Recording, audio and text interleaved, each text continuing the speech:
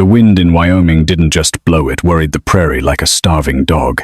It rattled the telegraph wire into a thin hymn and shoved dust across the Blackwood platform. Elias Thorne stood there anyway, tall at 26 shoulders, built by timber and mean calves. He held his hat in both hands, not like a man greeting a lady, like a man holding up a shield. Behind him, false front buildings leaned crooked and two porch sitters watched with easy laughter. Jeb Carter spat tobacco and said a man ought to earn a wife, not order one. Elias didn't turn because turning meant giving Jeb a piece of him. The catalogue letter in his pocket felt heavier than any hammer he'd swung. He'd sent for Clara Vance to quiet a cabin that sounded like a grave at night.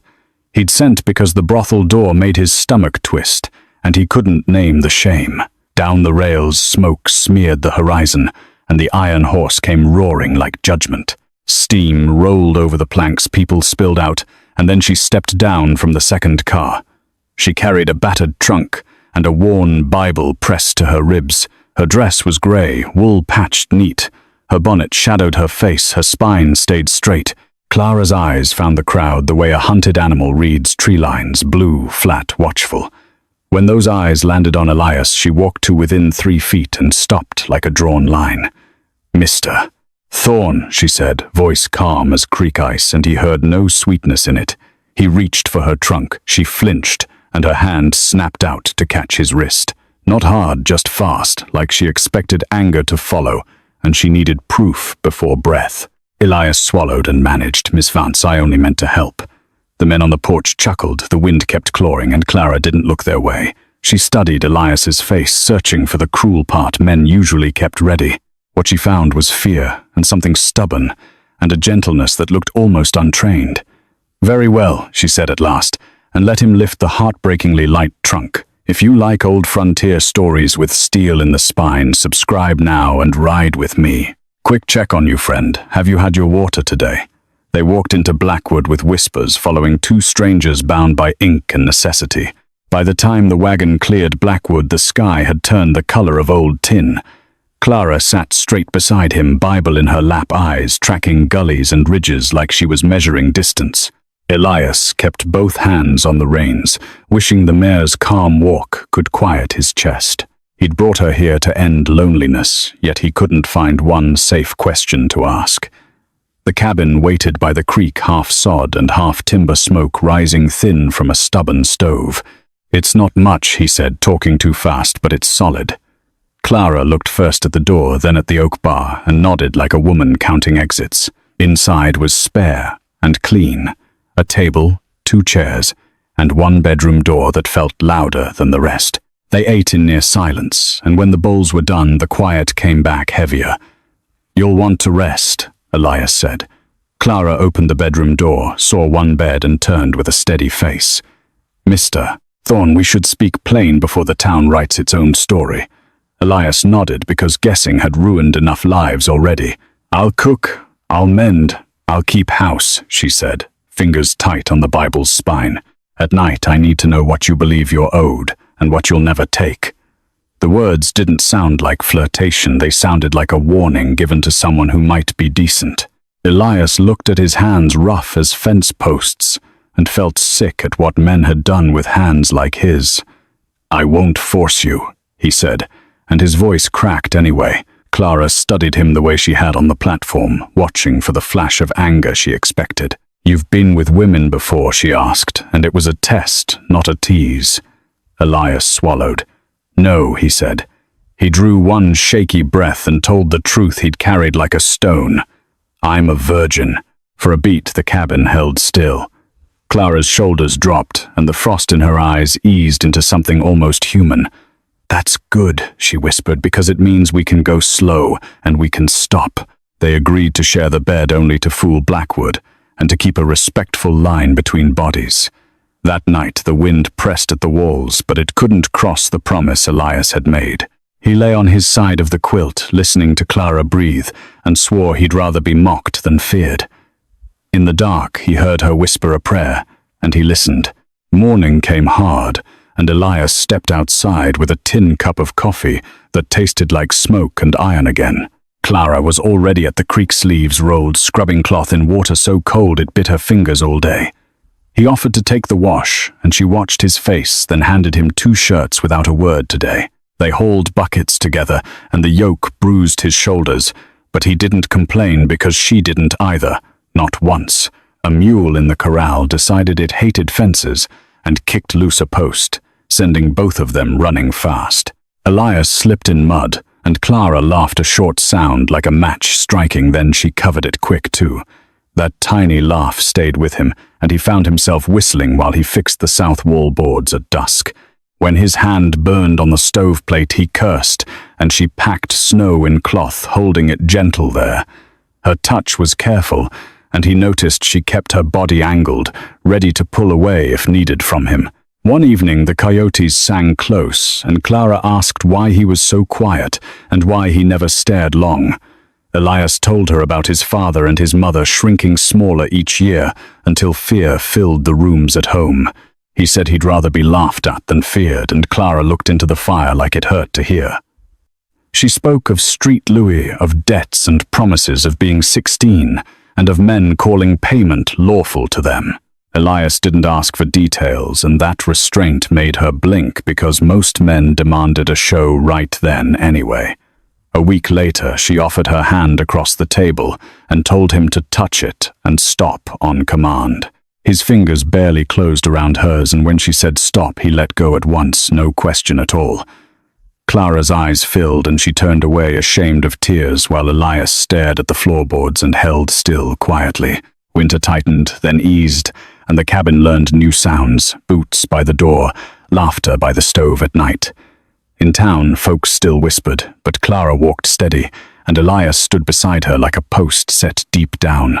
Jeb Carter tried a joke, and Clara's bored stare killed it, and even Jeb felt the chill in his teeth.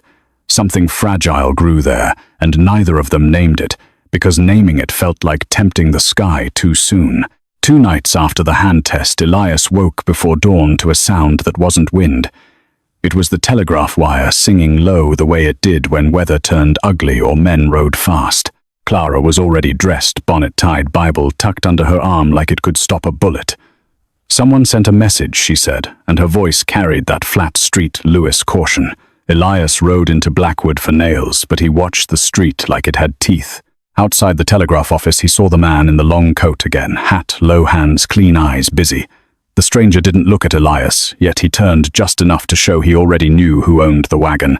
When Elias stepped closer, the man folded his paper, walked off, and disappeared behind the saloon like smoke. Clara waited by the feed store, and she didn't ask questions, which somehow felt worse than asking. Inside Dalton's store, the clerk's whisper cut through the room. "Cyrus Conincade is here." Conincade stepped in wearing a city coat and a gold ring that flashed every time he smiled. He spoke soft, polite, like a banker, but his eyes moved over people the way a buyer checks horses. The moment he saw Clara, the smile grew wider, and Elias felt the air tighten around them. "Mr. Dalton said you were headed west," Conincade said, and he let the words land on her like a brand. Clara went pale, then set a pair of fabric shears on the counterpoint aimed near his hand. "I'm not property," she said, and for the first time her voice shook, not with fear but rage. Elias caught Conincade's wrist before it reached her shoulder, twisting just enough to make the message plain. They left fast, and only when the wagon rolled did Clara whisper, "He owns the debt that owned me." Elias drove toward the homestead, jaw tight, while behind them the telegraph clicked like an insect. That night someone cut a length of fence, and by morning a cow lay dead in the frost, eyes open. On the barn door, black paint spelled 3 simple words, and they weren't a prayer. "Pay the debt." Clara tried to pack hands, shaking, but Elias stepped in front of the door and said, "Not alone, not anymore," softly. The next day the wind turned cruel, and the valley felt watched from every ridge. Elias fixed the cut fence driving posts until his arms shook while Clara kept scanning the hills, Bible pressed tight. At dusk, a rider passed far off, too distant to name, but close enough to make the mare stamp and snort. That night a stone hit the cabin wall, then another, not hard, just loud like a man testing fear. Elias lifted his rifle and didn't fire because shooting at shadows was how good men started becoming bad men. Clara sat at the table, hands flat, breathing shallow, eyes locked on the door bar like it might fail. In the morning they found fresh tracks near the creek, and the prince circled the cabin twice before leaving. Clara tried to smile, but it came out brittle. "He's making a point," she said. Elias nodded, and for once he didn't argue with her judgment. In town, Dalton wouldn't meet their eyes, and the churchwomen went quiet, like they'd swallowed their own tongues. Holt, the half-drunk lawyer, finally said it plain in a back room that smelled like ink and regret. "Conincade wants your creek," Holt said, "and your wife's the lever he knows will move you." Elias's stomach dropped and he looked at Clara, and she looked right back, daring him to deny it. That night, someone fired a shot into the air outside the cabin, and laughter carried off on the wind. Clara's hands went to her trunk without thinking. "I won't be used to ruin you," she whispered. Elias caught her wrist, not like a trap, like a man begging a door not to close. "I need you," he said, and the words surprised him because they were smaller than pride and heavier than wood. Clara's eyes filled and she pulled free, stepping into the snow anyway, bonnet, loose hair whipping out. Elias ran after her boots, breaking crust, calling her name until his throat burned. He found her near the creek, knees sunk in drift, shaking so hard she couldn't stand. He wrapped his coat around her, and she fought it for 1 second, then collapsed into his chest, like she'd run out of places. "I'm tired of running," she sobbed, and he held her without taking anything, just holding until her breathing slowed. When they reached the cabin, Elias stacked wood, checked the rifle, and spoke like a man choosing a road. "We go to Cheyenne," he said. "Federal court," Holt had muttered. "Paper won't stop bullets," Clara whispered. "It'll buy us time," Elias answered. "And time's the one thing he can't take if we keep moving," he said. They packed light because fear doesn't leave room for anything that isn't needed. 1 blanket, a skillet, dry beans, the Bible, and Elias's rifle wrapped in oilcloth. The mare limped before noon, and Elias walked most of the way, leading her by the reins through rising snow. Clara stayed in the saddle, wrapped tight eyes, sweeping the ridges like she expected men to grow from rock. They slept in an abandoned line shack the first night, no fire, only breath and the creak of boards. On the second day, Elias found tracks, 4 riders hard-shod, cutting straight, not hunting deer, hunting people. He didn't tell Clara at first, but she saw his jaw set, and she understood anyway. By the third day, dust moved wrong against the snow, and shapes crested a ridge behind them, riding fast. "They found us," Clara whispered. Elias turned the mare into a narrow cut, where stone walls pressed close, and they waited among boulders. The riders thundered past below, too sure of themselves to look for what they'd already decided wasn't there. When the sound faded, Clara let out a breath that shook, and Elias realized he'd been holding his too. On the 5th day, the land opened. Rails appeared, smoke rose, and Cheyenne spread out like another world. Brick buildings, iron noise, men in clean coats, and a courthouse that looked built to crush small folk. They rode in looking like ghosts, faces raw, clothes stiff, the mare dragging one hoof like it hurt to hope. Clerks blocked them with questions, forms, and cold eyes that measured worth by paper and polish. Elias felt heat rise in his neck, the old urge to swallow it and leave, but Clara stepped forward. "We're here because a man thinks he can own people," she said, steady as a post. After a long wait, a young assistant attorney named Black gave them 5 minutes, and not one more. "This territory's full of land disputes," he said. "Why is yours special?" Clara told him everything. The debt, the threats, the dead cow, the message on the barn, the man in the long coat. She didn't soften it, and she didn't beg, because begging was what men expected from women like her. Black's jaw tightened, and he glanced at Elias's torn boots, then back to Clara's hands, shaking at her sides. "A hearing tomorrow," he said. "Judge Abernathy." Elias nodded, but he understood something that made his stomach twist. Even if the judge believed them, paper could still burn, and men who lived by force didn't fear ink. Clara looked at him like she'd read his thought. "Still," she whispered, "it's a start." The courtroom filled early, and it smelled like wool coats, wet boots, and men who believed they owned the day.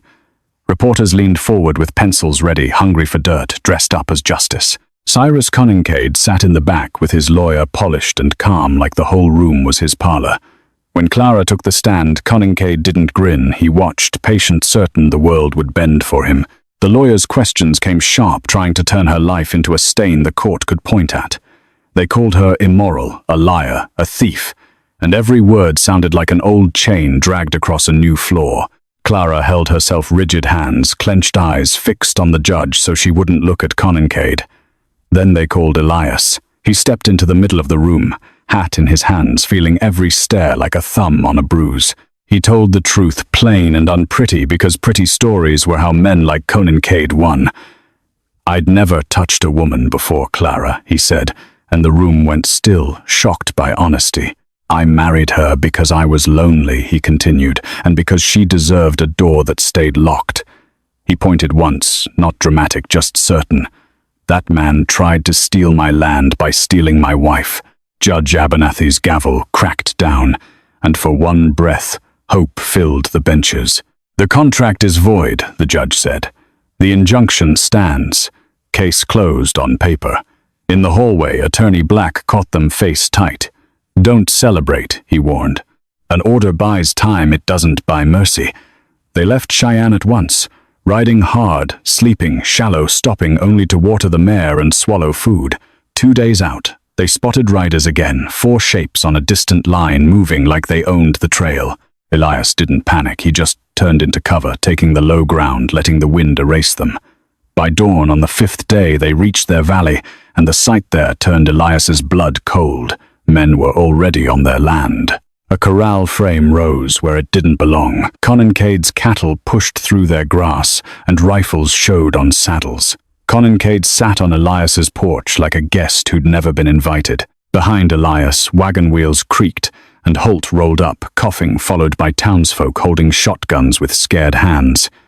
"A marshal's coming," Holt said. 2 days.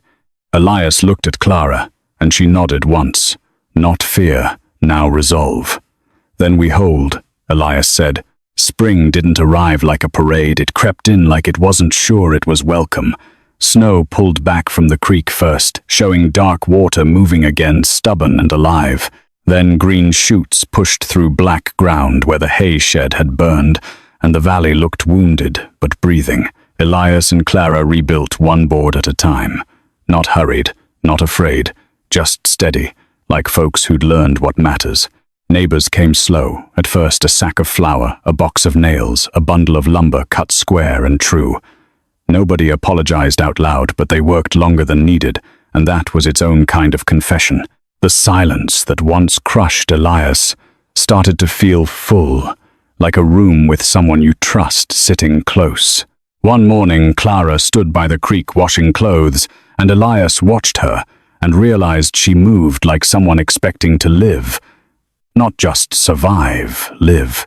That night on the porch, wrapped in blankets, she asked, "Do you ever think about who we were when we met all the time?" Elias said. "I thought you were weak." "I was," he admitted. Clara shook her head. "No, you were untrained. There's a difference." She stared at the stars and said, "I thought strength meant control, that the one who hurt less won." Elias answered, quiet. "And now I know strength is choosing not to hurt when you could," she said, and the wind outside couldn't argue with that. Later, when they went to bed, there was no hard line between sides of the quilt anymore. Elias kissed her, slow, watching her breath, listening with his hands, stopping when she asked, moving only when she guided. There was no taking, only giving, and the kind of patience a man learns after he's been ashamed of his own power. In time, the barn rose, stronger than before. The creek ran steady, and Blackwood spoke their names different, not with laughter, with respect. Jeb Carter crossed the street when he saw them coming, and that suited Elias just fine. One evening, Elias brought in a small carved box, shy as a boy. Inside lay a simple ring, hammered silver, imperfect and strong. "I wanted you to have something chosen, not assigned," he said. Clara closed her fingers around it and whispered, "No one's ever chosen me." "I do," Elias said. And if you're wondering, friend, this story carries a few fictional touches added to deepen the listening experience and teach the heart while staying true to the hard truths of frontier life. So here's my question for you. If you could have ended it with one pull of the trigger, would you have, or would you have chosen protection the way Elias did?